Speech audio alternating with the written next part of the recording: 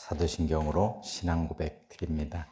나는 전능하신 아버지 하나님 천지의 창조주를 믿습니다. 나는 그의 유일하신 아들 우리 주 예수 그리스도를 믿습니다. 그는 성령으로 잉태되어 동정녀 마리아에게서 나시고 본디오 빌라도에게 고난을 받아 십자가에 못 박혀 죽으시고 장사된 지 사흘 만에 죽은 자 가운데서 다시 살아나셨으며 하늘에 오르시어 전능하신 아버지 하나님 우편에 앉아 계시다가 거기로부터 살아있는 자와 죽은 자를 심판하러 오십니다.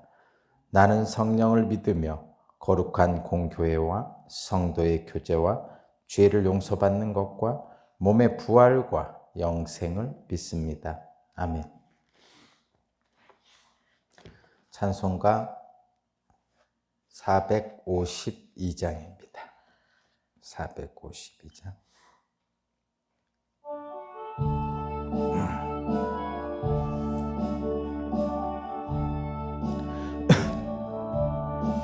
내 모든 소원 기도의 제목 예수님 닮기 원함이라. 예수님 영상 나있기 위해 세상에 보았기 전에 예수님 닮기 내가 원하네. 날 구원하신 예수님을 내 마음속에 지금 거둬사 주님의 형상 인치소서. 무한한 사랑 풍성한 긍휼 슬픈 자 위로하시는 주. 길 잃은 죄인 부르는 예수 그 영상 닮게 하옵소서. 예수님 닮기 내가 원하네. 날 구원하신 예수님을 내 마음속에 지금 거둬사 주님의 형상 인치소서. 겸손한 예수 거룩한 주님 원수의 멸시 참으시사 우리를 위해 고난을 받은 구주를 닮게 하옵소서. 예수님 닮기 내가 원하네. 날 구원하신 예수님을 내 마음속에 지금 거둬사 주님의 형상 인치소서. 아멘.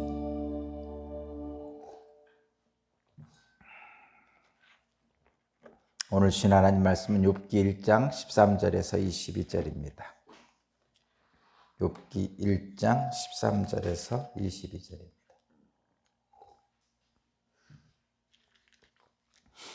욥기 1장 13절에서 22절까지를 제가 봉독하겠습니다. 하루는 욥의 아들과 딸들이 맏아들의 집에서 음식을 먹으며 포도주를 마시고 있는데 일꾼 하나가 욥에게 달려와서 다급하게 말하였다. 우리가 소를 몰아 밭을 갈고 나귀들은 그 근처에서 풀을 뜯고 있는데 스바 사람들이 갑자기 들어닥쳐 가축들을 빼앗아가고 종들을 칼로 쳐서 죽였습니다. 저 혼자만 겨우 살아남아서 주인 어른께 이렇게 소식을 전합니다. 이 일꾼이 아직 말을 다 마치지도 않았는데 또 다른 사람이 달려와서 말하였다. 하늘에서 하나님의 불이 떨어져서 양떼와 목동들을 살라버렸습니다. 저 혼자만 겨우 살아남아서 주인 어른께 이렇게 소식을 전합니다. 이 사람도 아직 말을 다 마치지 않았는데 또 다른 사람이 달려와서 말하였다. 갈대아 사람 세 무리가 갑자기 낙타떼에게 달려들어서 모두 끌어가고 종들을 칼로 쳐서 죽였습니다. 저 혼자만 겨우 살아남아서 주인 어른께 이렇게 소식을 전해드립니다. 이 사람도 아직 말을 다 마치지 않았는데 또 다른 사람이 달려와서 말하였다. 주인 어른의 아드님과 따님들이 큰 아드님 댁에서 한창 음식을 먹으며 포도주를 마시는데 갑자기 광야에서 강풍이 불어와서 그 집 내 모퉁이를 내리쳤고 집이 무너졌습니다. 그때 젊은 사람들이 그 속에 깔려서 모두 죽었습니다. 저 혼자만 겨우 살아남아서 주인 어른께 이렇게 소식을 전해드립니다. 이때 욥은 일어나 슬퍼하며 겉옷을 찢고 머리털을 민 다음에 머리를 땅에 대고 엎드려 경배하면서 이렇게 말하였다. 모태에서 빈손으로 태어났으니 죽을 때에도 빈손으로 돌아갈 것입니다. 주신 분도 주님이시오. 가져가신 분도 주님이시니 주님의 이름을 찬양할 뿐입니다. 이렇게 욥은 이 모든 어려움을 당하고도 죄를 짓지 않았으며 어리석게 하나님을 원망하지도 않았다. 주님.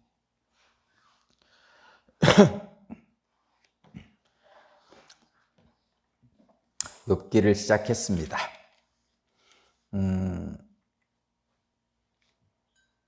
욥은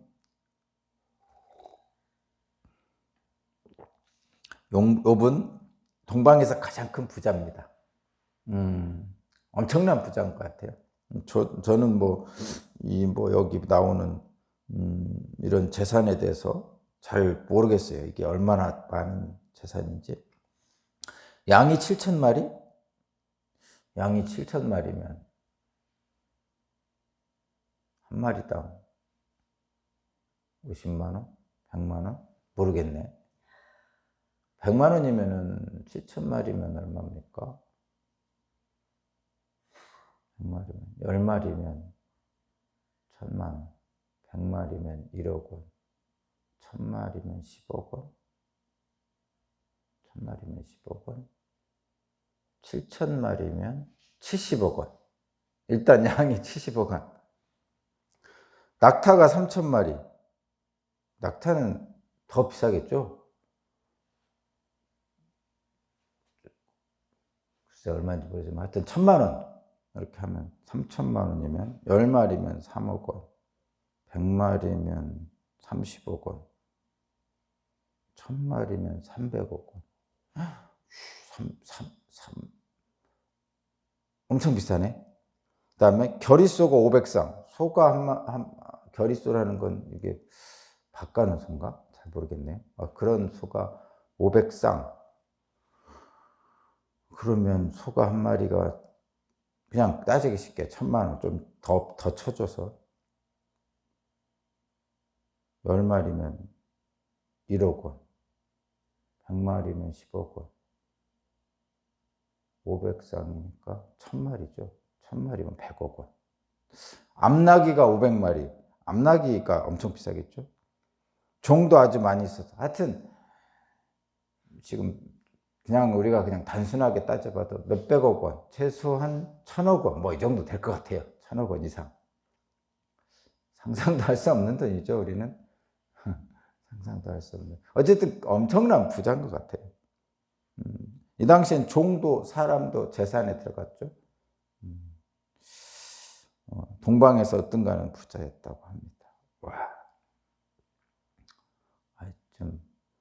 나도 좀 이런 부자 한번 돼보고 싶다. 이런 생각 해보시지 않았어요? 저는 해봤는데, 저는 엄청난 부자가 한번 돼보면 무엇을 할까? 그 돈으로. 물론 잘 먹고 잘 살아야죠. 일단 나하고 우리 아내하고 우리 애들하고 이제 좀 잘 먹고 잘 살아야죠. 그리고 이제 잘 먹고 잘 사니까 그러고도 남을 거 아니에요. 엄청나게 남겠죠. 그러면 이제 부모님은 같이 살 거니까 형제들 따로 살고 있는 형제들 좀 나눠주고 그래도 엄청 남겠죠. 그러면은 주변에 있는 사람들 좀 나눠주고 그래도 엄청 남을 건데 그래서 이제 또 저 멀리 있는 가난한 사람들 도와주고 이런 생각도 하고 한편으로는 이제 험나게 살아야 되니까 큰 건물이나 큰 땅 하나 가지고 거기에서 이제 많은 일꾼들을 부리면서 황금 마차를 타고 이렇게 살고 거의 왕이네. 옛날 왕. 그러면 폼 나겠죠? 폼 날 것 같아요. 그런 상상들을 해볼 수 있죠. 해볼 수 있습니다. 근데 이제 현실은 지금 다시 현실로 돌아오면 그런 꿈 한번 꿔보고 상상도 해보시고 그래서 좀 행복하게 잠깐이라도 행복하면 좋겠네요. 근데 현실은 돌아오면 뭐 그 정도는 없죠, 우리는. 뭐 그렇다고 해서 옛날처럼 뭐 보릿고개를 겪고 이런 분은 많지 않죠. 물론 아직도 그 뭐야, 그 소년 소녀 가장이라든가 또는 이제 노년에 이제 홀로 되신 독거노인들은 좀 어려우시겠죠. 당연히 그분들은 도와드려야 되고. 근데 대부분 요즘은 뭐 보릿고개니 이런 것들은 없죠, 일반적으로. 그리고 우리나라가 이제 뭐 선진국이니 뭐 이런 얘기도 하면서 일하면 먹고 살 수 있죠. 옛날에는 1년 일하면 1년 머슴살이 하면 뭐 쌀 한 가마니 몇 가마니 줬다고 그러잖아요. 근데 요즘은 하루 일하면 쌀 한 가마니 살 수 있나 모르겠네. 어쨌든 옛날에는 1년 일하면 쌀 한 가마니인지 몇 가마인지 이렇게 받았다고 그러잖아요, 머슴살이로. 근데 요즘은 하루만 일하면 모두 이틀만 일하면 쌀 한 가마니 사죠. 어쨌든 그러면 대단하네. 그러면 1년 365일 중에 한 300일만 일하면 300일 일한다 치고 그러면 쌀 하여튼 100가마 이상 살 수 있네요. 그죠? 그럼 우리가 먹고 사는데 쌀이 뭐 1년에 100가마 들어갑니까? 쌀이 한 가족 4인 가족이 먹는다 해도 뭐 한 가마, 두 가마면 1년에 다 먹지 않나요? 잘 모르겠네. 물론 그것만 쌀만 먹고 삽니까? 밥만 먹고 삽니까? 아니죠. 나머지 100가마 이상 있잖아요. 나머지도 하면 되죠. 그러니까 지금 우리가 보릿고개를 넘어갈 때 그때와는 완전히 다른 상황이죠. 그러나 아직도 우리가 보릿고개를 살던 그런 상황이 있는 사람들이 세상에는 많이 있습니다. 우리나라는 아직도 소년소녀 가정이나 독거노인도 있지만 저기 외국에 저기 좀 가난한 나라들에는 아직도 그런 나라들이 많이 있어요. 우리나라 같은 나라는 이제 소년소녀 가정이나 또는 뭐 독거노인 또는 스스로 일을 할 수 없는 뭐 분들에게는 이제 정부가 이제 기초생활 뭐 그런 거를 좀 도와주기도 하고, 뭐 장애인들 연금 좀 도와주시기도 하고, 노년연금 주기도 하고, 막 이렇게 해서 살 수 있도록 해주잖아요. 대단한 나라죠. 어쨌든 그런 분들은 그렇다 치고, 어쨌든 지금 저와 여러분들이 예전과는 다른 물질적 풍요를 누리고 있는 건 사실입니다. 많이 누리고 있죠, 지금. 여러분들이 누리고 있는 지금 물질적 풍요를 한번 생각해 보세요. 생각해 보세요. 일단 누울 집이 있죠. 뭐 그것이 전세든 내 소유든 간에 누울 집이 있습니다. 그리고 그런 누울 집들을 들어가 보면 일단 따뜻하고 시원하고 잘 갖춰져 있죠. 세간살이들. 저 어렸을 때 부잣집이 되게 부러웠는데 가보면 텔레비전 있고 냉장고 있고 그랬거든요.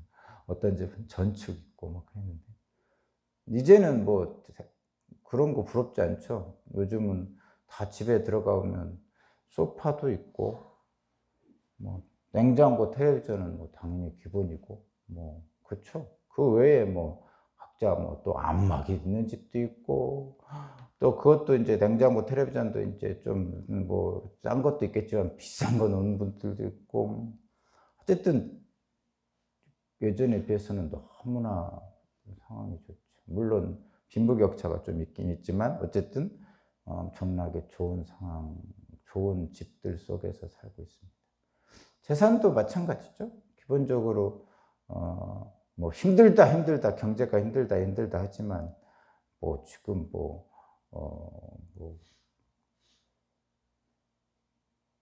그렇게 힘들진 않죠. 물론 그 요즘 코로나19로 인해서 뭐 소상공인들 엄청난 어려움을 겪고 있지만 어쨌든 가지고 있는 것들이 있습니다. 소유물이 있습니다. 여러분 한번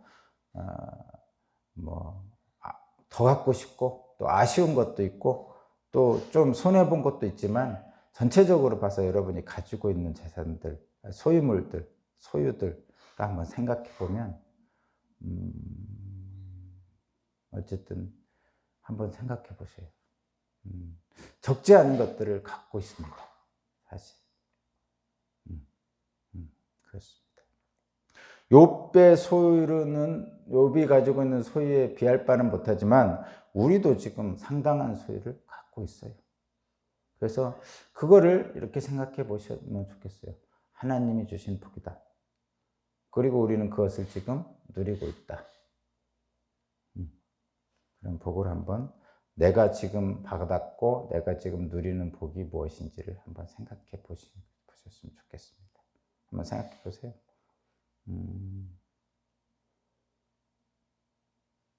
많이 있어요. 많이 있어요. 이것을 많이 생각할 수 있는 분일수록 행복하게 사는 거 있어요. 제가 볼 때는 제가 그냥 묵상해보고 하나님 말씀에 따라 한번 묵상해본 어떤 기준에 따라서 한번 생각해 보면은요, 내가 가진 소유에 대해서 감사하고 많이 생각해낼 수 있는 사람일수록, 그러니까 내가 가진 소유물이 이런 게 많다라고 많이 생각해낼 수 있는 사람일수록 그것에 대해서 감사하게 됩니다. 그리고 그런 사람들이 그 소유를 누리게 되죠. 그래서 복된 사람이 됩니다. 한번 많이 생각해 보세요. 최대한 한번 생각해 보세요, 여러분. 한번 써보기도 하고 해서 10개, 20개, 50개, 100개 이렇게 한번 찾아보시기 바랍니다. 많이 찾을수록 여러분 복된 삶을 누리는 것입니다. 어쨌든 욥에게는 그런 엄청난 소유물이 있었습니다. 그런데 14절 한번 읽어볼게요. 14절, 15절, 16절, 17절, 18절, 19절까지 제가 다시 읽기 싫을 정도의 어느 날 갑자기 재난이 닥칩니다. 이쪽에서 강도당하고 저쪽에서 강도당하고 하늘에서 재난이 오고 그래서 다 잃어버립니다. 그 엄청난 재산, 그 수천억 원 되는 재산들을 모두 잃어버리죠. 재산만 잃어버렸습니까? 거기 보니까 19절에 보니까 자녀들이 그냥 졸지에 다 재난으로 잃어버립니다. 그러니까 지금 14절부터 19절까지 이 욥이 가지고 있던 모든 소유, 자녀들도 소유물 중에 하나였어요. 종과 자녀. 알 수 없는 재난으로 해서 졸지에 다 잃어버렸습니다. 14절부터 19절을 읽어보면 그래요. 참 답답하죠? 응? 갑작스러운 재난으로 모든 것을 잃어버린 사람들의 모습이죠. 우리도 태풍으로, 홍수로, 가뭄으로, 기타 화재로, 냉해로, 여러 가지 재난으로 인해서 모든 것을 잃어버린, 모든 소유를 잃어버린 사람들의 사연들을 듣게 되는 경우가 종종 있겠죠. 그런 모든 것을 잃어버린, 모든 소유를 잃어버린 사람들의 그 안타까운 탄식 소리를 듣는 우리는 한편으로는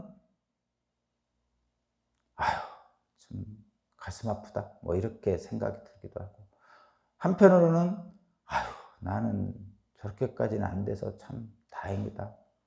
이런 생각도 들죠. 그래서 그런 안타까운 사연들을 듣다 보면 겸손하게 돼요. 일단은. 그리고 그들에 대한 재난을 당한 사람들에 대한 연민의 정을 느끼게 되죠. 가슴 아프잖아요. 그러니까 슬픔을 공유하게 됩니다. 그래서 하는 행동이 우리나라 사람들이 특히 너무나 잘하는 우리 민족의 그 특성, 정말 아름다운 모습이 뭐냐면 그런 분들을 보면 가만히 있지 않죠. 어떻게 해서라도 도움을 주려고 빵 하나, 떡 하나, 라면 하나라도 좀 도와주고 싶고, 또 그렇게 못하는 사람들은 직접 가서 몸으로라도 그 재난의 현장에 가서 도와주려고 애쓰잖아요.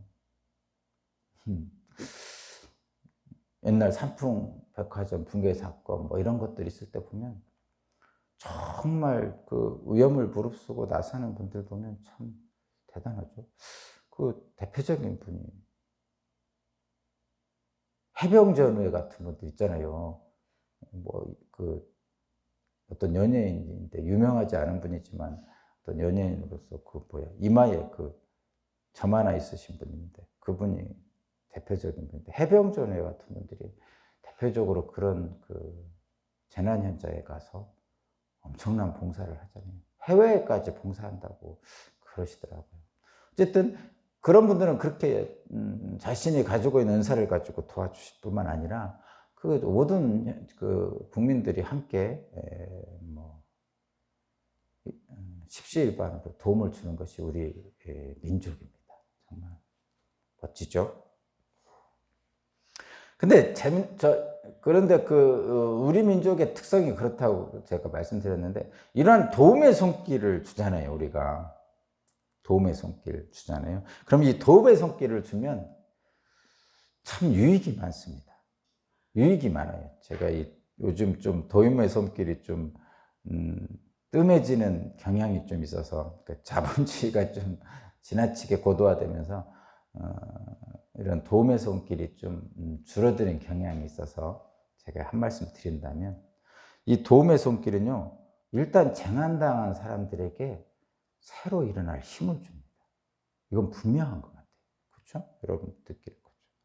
뿐만 아니라 이 도움의 손길을 제공하는 사람들, 돕는 사람들의 마음을 풍요롭게 합니다. 뭔지 모르지만 엄청난 풍요로움을 느낍니다. 내가 시간을 들여서 내 발품을 팔아서 또는 내 재물을 아껴서 내가 도움의 손길을 보내잖아요. 그러면 뭔지 모르지만 마음이 풍요롭습니다. 그래서 도움의 손길은 도움을 받는 자나 도움을 주는 자나 둘 다 이익이 있어요. 결국은 그들 모두를 하나로 뭉치게 만들어서 그 사회가, 그 공동체가 건강하게 잘 유지되는 공동체가 됩니다. 그래서 모두가 행복해집니다. 어쩌면 재난이 없다면 그런 도움의 손길이 필요한 사람들이 없었을 때보다 더 견고한 공동체가 만들어지는 것 같아요. 전체로 보면, 그러니까 결과적으로 뭐 그런 재난이 있고 고통스러운 사람들이 있는 것은 가슴 아프지만 전체적인 어쩔 수 없는 재난이라면 그것을 통해서 우리 공동체는 더 건강해지고 더 복되게 되는 것이 아닌가 이런 생각도 해봅니다. 근데 갑자기 재난을 당했어요. 뭐 알 수 없는 재난, 진짜 영문 모를 재난을 당한 욥은, 그러니까 재난 당한 사람은 진짜 어찌할 바를 모르죠. 어찌할 바를 몰라요. 이 소위 이런 표현을 그래서 비통하다고 그러잖아요. 비통하다고. 모든 소유물을 다 잃었어요. 재산과 자녀 10명이 다 죽였어요. 그러면 어떻게 하냐면 20절입니다. 20절, 이 소식을 들은 욥은 슬퍼하며 겉옷을 찢고 머리털을 밀고 머리를 땅에 대고 엎드립니다. 이 인간이 그렇죠. 이 진짜 가슴이 찢어지잖아요. 근데 그 표현을 겉옷을 찢는다고 표현하는 거예요. 가슴이 찢어지고 이 속에 답답하잖아요. 그 슬픔, 그 억울함, 그 분노를 어찌할 바 모르니까 막 옷을 찢어 해치는 거죠.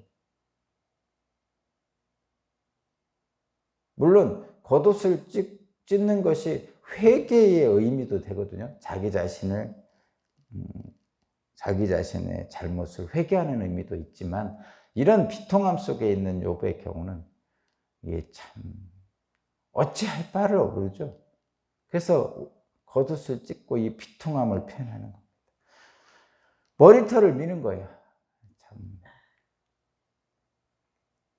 겉옷을, 그래서 그 이 비통함 속에서 가슴 아픈 표현을 하고, 그리고 혹시나 자신의 죄 때문에 이런 일이 벌어진 게 아닌가라고 스스로 자책하기도 하고, 뭐 이런 거 하잖아요. 그 재난 앞에서는 늘 그런 마음이 있잖아요. 혹시 내가 옛날에 저지른 이것 때문에 나를 하나님이 또는 신이 벌하신 게 아닌가, 이런 생각도 하여, 그것이 비통함에 빠진 사람들의 그 절절함이죠. 그런데 모든 사람이 다 한 가지로 하는 것이 하나 있는데, 그게 뭐냐면, 이 졸제당한, 재난을 당한 사람들은 신을 찾습니다. 우리 기독교인 단연히 하나님을 찾겠죠. 신을 찾습니다. 그러면서 신을 원망하기도 하고, 또 신의 도우심을 또 구합니다. 재난당한 욥도 마찬가지예요. 거기 20절 마지막에 보면 결국은 하나님께 엎드려 경배하죠. 예배 드리는 거예요.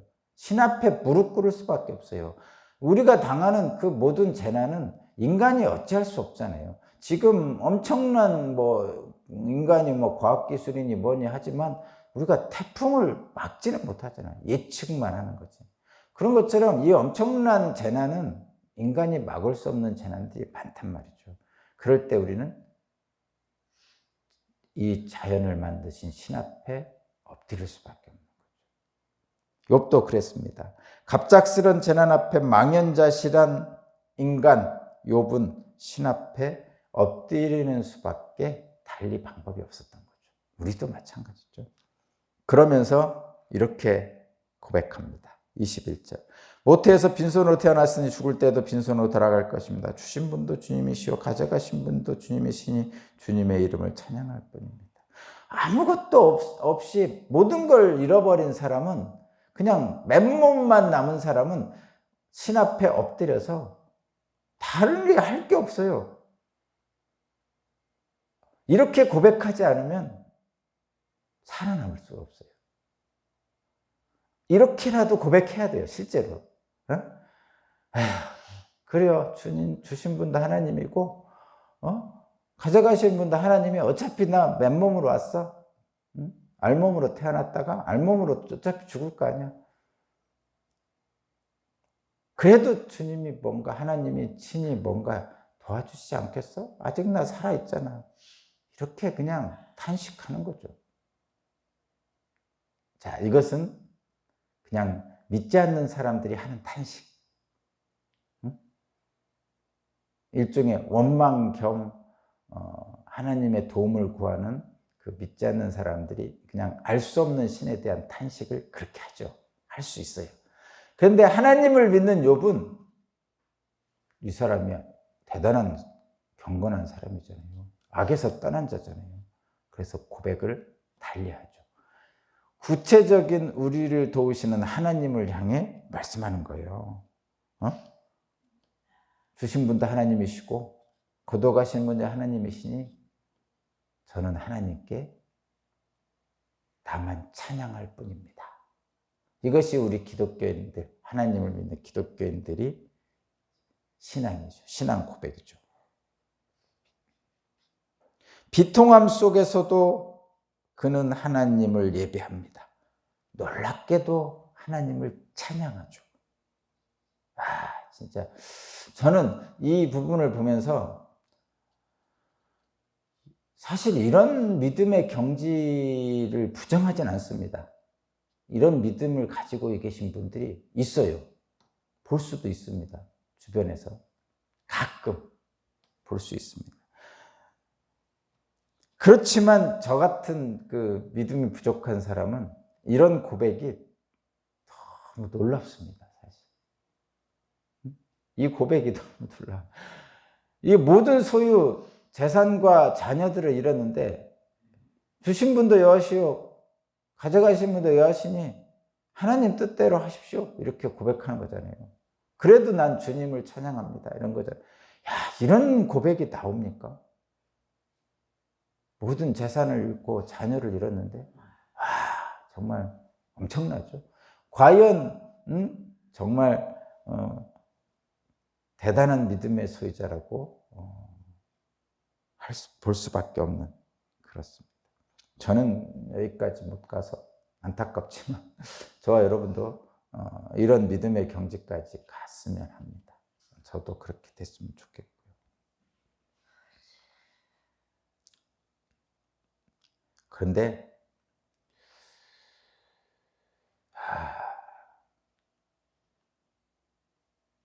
어쨌든 그렇습니다. 자, 그리고 22절, 이렇게 욥은 이 모든 어려움을 당하고서도 죄를 짓지 않았으며 어리석게 하나님을 원망하지도 않았다. 여기까지 가는 거예요. 하나님을 원망하지 않았죠. 원망할 것 같은데, 저 같으면 한 번이라도 한 번 원망할 것 같아요. 하나님 나한테 왜 이러십니까? 이렇게 한 번 할 것 같은데 욥은 그러지 않았다는 거죠. 근데 여기서 우리가 볼 것은, 우리는 이제 천상회에 대해서 알잖아요. 천상회에서 욥을 참수하면서 사탄이 뭐라 했냐면, 까닭 없이 하나님을 경외하겠습니까? 무슨 이유가 있지 않겠어요? 만약에 하나님이 욥에게 주신 모든 소유를 거두어 가시면 하나님을 원망할 겁니다. 이렇게 사탄이 참소를 했죠. 그런데 사탄의 이 참소는 보기 좋게 벗어났어요. 욥은 모든 소유를 잃어버렸지만 하나님을 원망하지 않았습니다. 명백한 사탄의 패배죠. 근데 이것은 실제 우리들에게 주는 하나님의 은총 중에 하나죠. 사탄은 우리를 어쩌지 못하는 거죠. 명백한 사탄의 패배입니다. 근데 분명한 사실은 욥은 이미 모든 재산을 잃고 자기 자녀들 10명도 다 잃었다는 거죠. 이 욥의 비통함은 사실은 쉽게 가시지 않습니다. 쉽게 가시지 않아요. 이 비통함을 회복하기까지는 오래 걸리겠죠. 이 욥기의 마지막까지 가는데 42장까지 가야 돼요. 지금 이제 1장 시작했어요. 이 욥의 비통함이 사라지기까지는, 회복되기까지는 42장을 거쳐야 돼요. 어렵겠죠. 자, 마지막 질문 하나 하고 마치겠습니다. 욥처럼 내가 누리는 모든 소유가, 욥만큼 많은 소유는 없었지라도 내가 누리는 집, 재산, 그리고 뭐 그런 모든 소유가 졸지에 사라졌어요, 재난에. 그래도 욥처럼 하나님을 원망하지 않고 우리의 신앙을 지킬 수 있을까요? 여러분 한번 생각해 보시기 바랍니다. 다시 한번, 욥처럼 내가 누리는 모든 소유가 사라져도 하나님을 원망하지 않고 우리의 신앙을 지킬 수 있습니까? 한번 묵상하시고 더 큰 하나님의 은총이 여러분에게 임하길 바랍니다. 기도드리겠습니다. 하나님 감사합니다. 내게 주신 모든 것들을 다시 한번 헤아려 봅니다. 주님이 주셔서 이 땅에서 살아갑니다. 주님, 그 모든 것 안에 하나님의 은혜가 있음을 우리가 알게 하시고 주신 복에 감사하는 오늘 하루가 되게 하여 주옵소서. 우리 주 예수 그리스도 이름으로